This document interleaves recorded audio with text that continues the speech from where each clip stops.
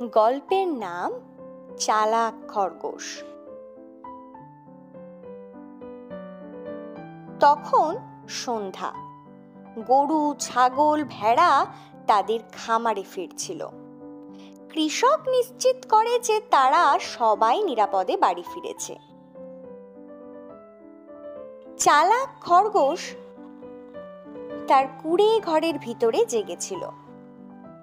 তিনি ভাবছিল, এই খামারের বাইরের জগৎটা কেমন সেটা খুব দেখতে ইচ্ছে করছে। অন্য খরগোশগুলো ঘুমাচ্ছিল।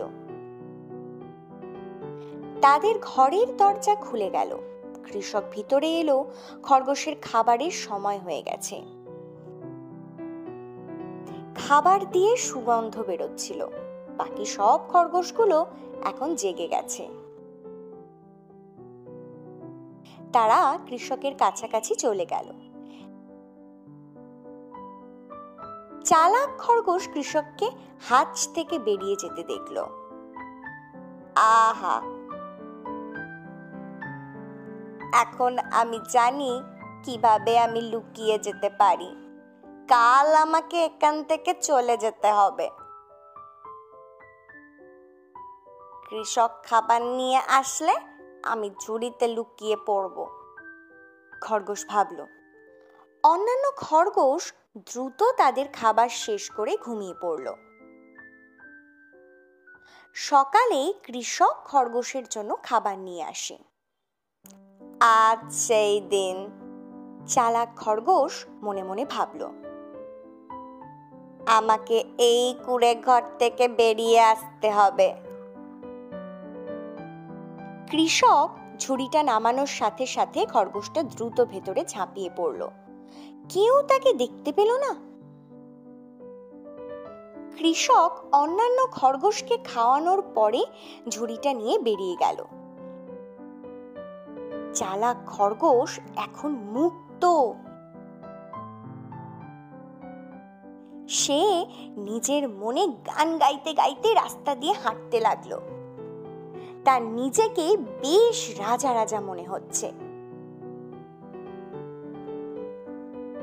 হঠাৎ কোথা থেকে একটা কুকুর খরগোশটার সামনে এসে তাকে দেখে ঘেউ ঘেউ করে ডাকতে লাগলো। চালাক খরগোশ এইরকম কোনো সমস্যার কথা আগে থেকে অনুমানই করতে পারেনি। খরগোশ দৌড়তে লাগলো আর কুকুরটাও তার পেছন পেছন দৌড়তে লাগলো। কোনো রকম ভাবে খরগোশ পালাতে সক্ষম হলো। এবার খরগোশ জঙ্গলের ভেতরে ঢুকলো। সেখানে সে নরম ও সুস্বাদু ঘাস খেলো। বাবা, আমাদের খামারে তো এত সুস্বাদু খাবার দেয় না। সে মন ভরে ঘাস খেলো এবং সেইখানেই ঘুমিয়ে পড়ল। সেই চালাক খরগোশের ঘুম ভাঙলো সিংহের ভয়ানক গর্জনে। সেই গর্জন ছিল খুবই ভয়ানক। সিংহের খুব খিদে পেয়েছিল। সে চালাক খরগোশের পেছনে দৌড়তে লাগলো। এবার খরগোশ প্রাণীর ভয় শুধু দৌড়েই গেল। আমি কি আদৌ বেঁচে ফিরবো? আমি কি আদৌ বেঁচে ফিরবো? সে মনে মনে ভাবলো। খরগোশটা সারা রাত দৌড়েই গেল। যখন ভোর হলো, চতুর খরগোশ তার চোখকে বিশ্বাসই করতে পারল না। সে কৃষকের বাড়িতে ফিরে গেছে। খামারের দরজা খোলাই রয়েছে। সে দেখল কৃষক বাকি খরগোশদের খাবার দিতে এসেছে। চালাক খরগোশ চুপি চুপি কৃষকের পেছন দিয়ে খামারে ঢুকে গেল। খরগোশের খুব খুব খিদে পেয়ে গিয়েছিল। যতক্ষণ না তার পেট ভরল ততক্ষণ পর্যন্ত সে খেয়েই গেল। খরগোশ মনে মনে ভাবলো, আমি এখন সব বুঝতে পেরেছি। বাইরের দুনিয়া খুব মিষ্টি মধুর, এবং তার সাথে সাথে একটু তেতোও বটে। সেই দিন থেকে চালাক খরগোশ খামারের ভিতরে তার বিশ্ব সম্পর্কে আরো বেশি করে শিখতে লাগলো। এমনকি সে অন্য খরগোশদেরও বাইরের জগৎ সম্পর্কে পরামর্শ দিতে লাগলো।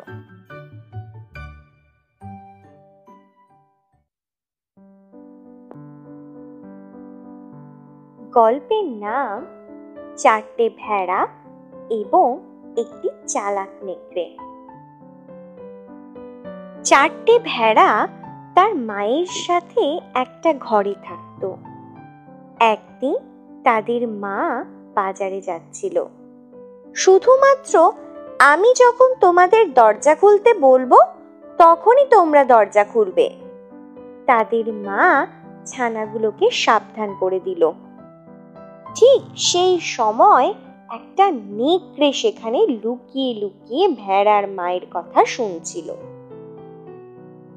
সে চুপি চুপি দরজার সামনে গেল এবং বলল, বাচ্চারা দরজা খোলো।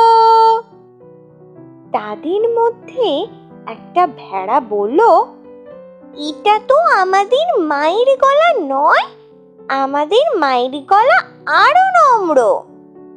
ভেড়াটা রেগে গেল। নেকড়ে ভেড়ার মায়ের মতো নিজের গলা নম্র করতে চাইছিল, তাই সে ঠিক করলো বাটার খাবে। সে একটা দোকানির কাছে গেল এবং ভয় দেখিয়ে বলল, আমাকে খানিকটা বাটার দাও, না হলে তোমাকে মেরে ফেলবো। দোকানি তো তাকে কিছুটা বাটার দিয়েই দিল ভয় ভয়। নেকড়ে আবার ভেড়াটার কাছে ফিরে গিয়ে বলল, বাচ্চা দরজা খোলো। একটা ভেড়া চাবির ফাঁক দিয়ে উঁকি মারল এবং নেকড়ের কালো পা দেখতে পেল। না, ওটা আমাদের মা না, আমাদের মায়ের পা লাল রঙের, সে চিৎকার করে বলল। নেকড়ে আবার অসমর্থ হলো। নেকড়ে আবার একটা পথ খুঁজতে লাগলো। এবার সে ঠিক করলো পায়ে গুঁড়ো লঙ্কা দিয়ে রং করবে। সে একটা জাতাওয়ালার কাছে গেল। তাকে ভয় দেখিয়ে নেকড়ে বলল, আমাকে লঙ্কার গুঁড়ো দাও, না হলে আমি তোমাকে কিন্তু মেরে ফেলবো। জাতাওয়ালা তাকে লঙ্কার গুঁড়ো দিয়েই দিল ভয় ভয়। নেকড়ে লঙ্কা গুঁড়ো দিয়ে নিজের পা দুটো রং করে নিল। সে আবার ভেড়াটার বাড়ি গেল এবং বলল, বাছারা দরজা খোলো। ভেড়াগুলো দরজা খুলে দিল। নেকড়ে তাদের মধ্যে তিনটেকে খেয়েই নিল। চতুর্থ ভেড়া লুকিয়েছিল। মা বাজার থেকে ফিরে এলো। সে বলল, আমি বাড়ি চলে এসেছি, দরজা খোলো। চতুর্থ ভেড়া বাইরে বেরিয়ে এলো। তাকে দেখে তার মা জিজ্ঞাসা করলো, বাকিরা কোথায়? কাঁপতে কাঁপতে সেই ভেড়ার ছানা বলল, নেকড়ে নেকড়ে তাদের গিলে ফেলেছে, নেকড়ে নেকড়ে এসেছিল, তাদেরকে নেকড়ে গিলে ফেলেছে। মা বলল, নেকড়ে নেকড়ে তো আমাদেরও খেয়ে নেবে, চলো অন্য কোথাও চলে যাই। তারা অন্য জায়গায় চলে গেল। যখন তারা রাস্তা দিয়ে যাচ্ছিল তখন তারা সেই নেকড়েটাকে দেখলো। সে ঘুমাচ্ছিল। ভেড়া নেকড়েটার দিকে গেল। সে নেকড়ের পেটের ভিতরে তার ছানার গলা শুনতে পেল।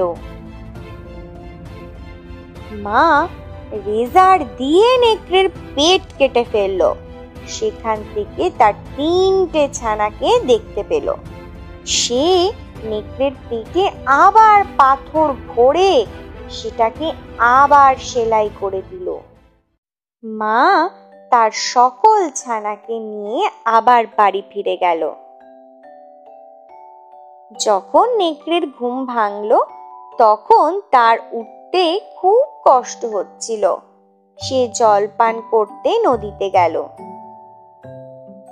কিন্তু সেখানে গিয়ে সে নিজেকে সামলিয়ে রাখতে পারল না। সে নদীতে পড়ে গেল এবং ডুবেই গেল।